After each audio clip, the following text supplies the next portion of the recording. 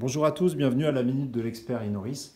On a aujourd'hui une question de Jean-Philippe de Nancy qui souhaiterait faire classer son appartement en meublé de tourisme, Philippe, et qui souhaite savoir comment on s'y prend pour évaluer la surface de son bien. Est-ce que tu peux nous expliquer en quelques mots comment tu t'y prends? Oui, en fait, donc pour être éligible au classement, il faut pour un studio que la surface minimum soit de 12 mètres carrés. Ensuite, la surface va évoluer en fonction de la capacité d'accueil et du nombre de pièces. Il faut se dire que le classement, c'est une norme de confort.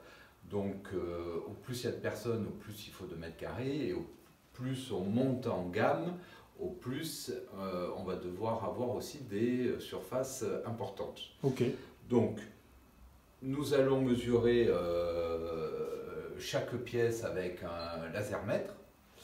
On va cumuler ces surfaces, mais nous n'allons pas prendre en compte dans la surface globale les sanitaires. d'accord. Donc, Alors montre-nous un peu comment tu t'y prends, là. Soyons concrets un petit peu. Là, donc, tu as un lasermètre entre les mains voilà, donc là j'ai un lasermètre. et Donc tu vas là, mesurer la surface de la pièce, c'est ça? je suis dans le séjour, donc je fais longueur plus largeur. Voilà. Donc là j'ai ma première mesure.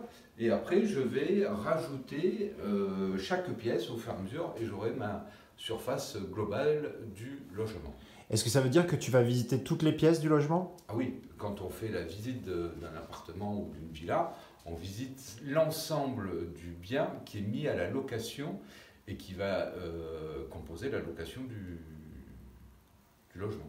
Mais rassure-nous, Philippe, tu vas pas y passer 2 heures. Combien de temps tu passes sur place? Non.